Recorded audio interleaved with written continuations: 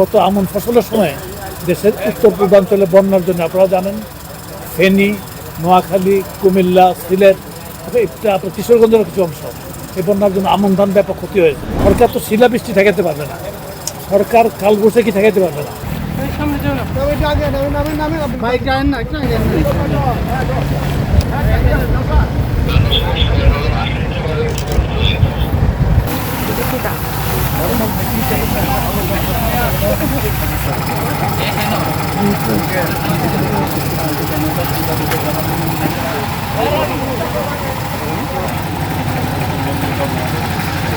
আমি শুধু আমাদের কিশোরগঞ্জের ভাষায় দুইটা কথা বলি।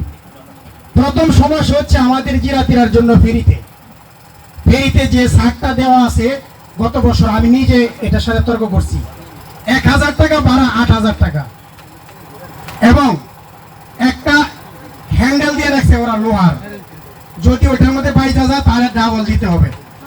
এই সমস্যা থেকে আমরা কেউ মুক্তি পাই নাই, আমরা শত শত বছর ধরে আঘাতপ্রাপ্ত।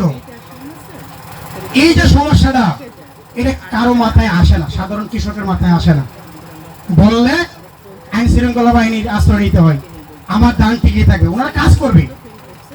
সাধারণ মানুষ কিভাবে দৌড়াদৌড়ি করে, এত কষ্ট।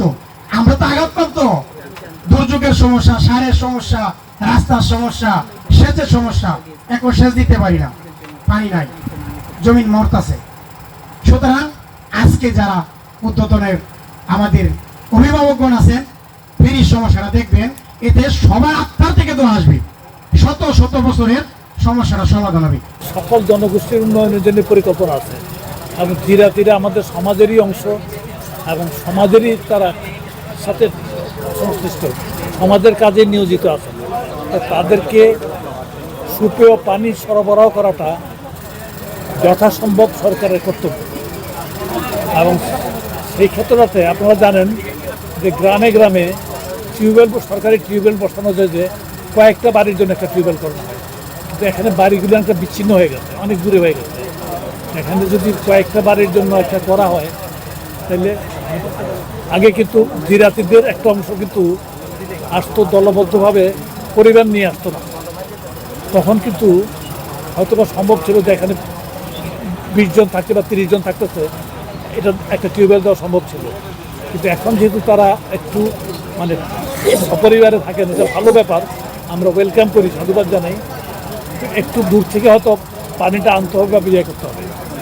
আর খাল বিল ভরাটের ব্যাপার যেটা বললেন, এটাও গোটা দেশেই একই ব্যাপার।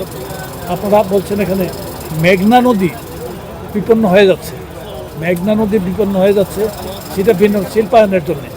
তা আমরা কিন্তু দেশের মধ্যে বহুবিধ সমস্যা মোকাবেলা করছি।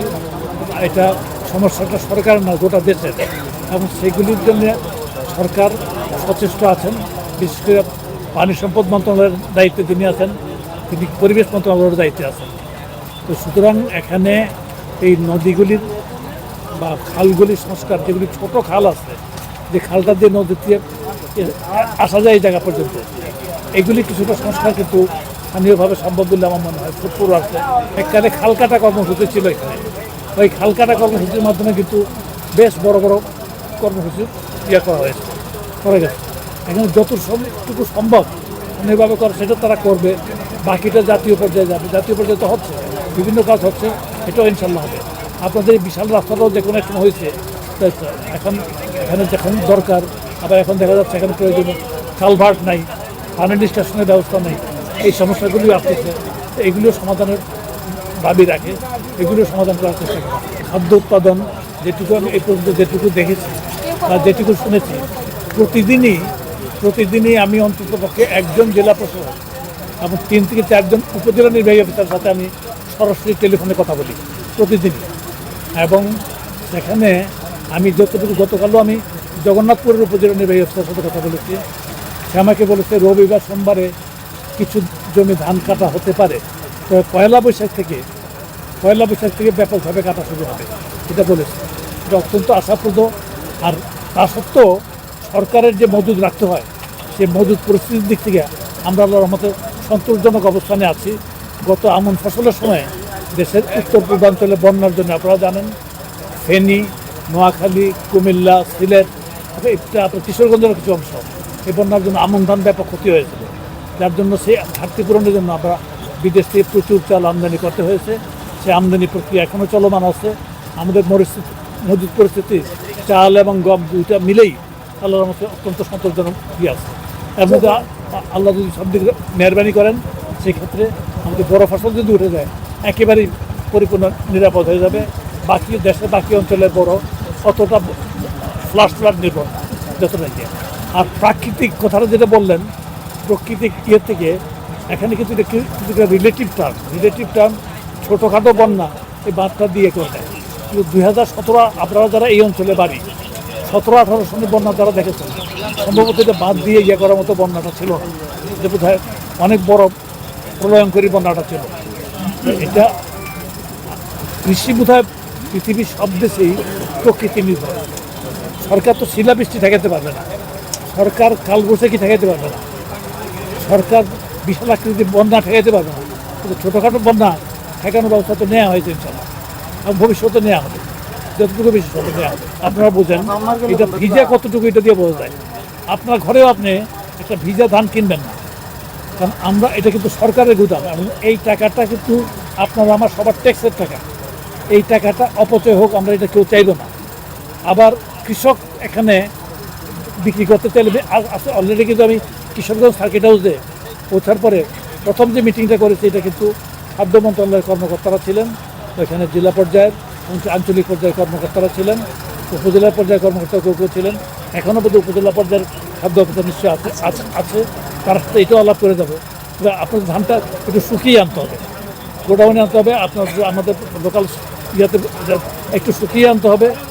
মানে এটাতে যদি ধানটা যদি শুকনো থাকে, এখানে ধানটা যাতে আপনারা দ্রুত পান সেটা নিশ্চিত করার ব্যবস্থা আল্লাহর মতো ইনশাল্লাহ হবে। ধানটা কাটার মাত্র আর্দ্রতা বেশি থাকবে তো, এবং এত একটু না শুকালে তো আর্দ্রতা থাকবে না, তো ধানটা গোডাউনে রাখতে সময় তো নষ্ট হয়ে যাবে। মানে কার টাকা নষ্ট হলো? আপনার আমার সকলের টাকা।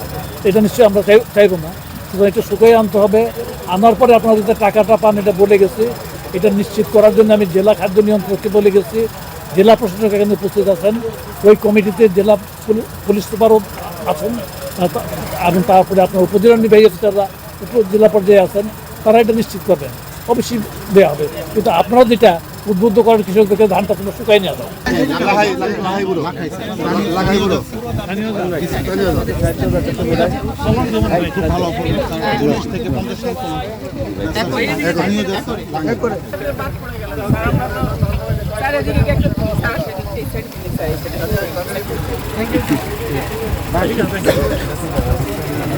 বিশটার উপরে স্যার টিলার আছে, বসে আছে 22 থেকে 25টা টিলার আছে।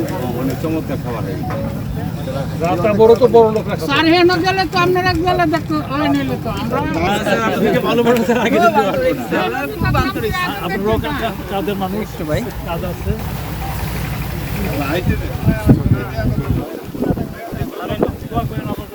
সবার ভালো করে কোথায় আছে?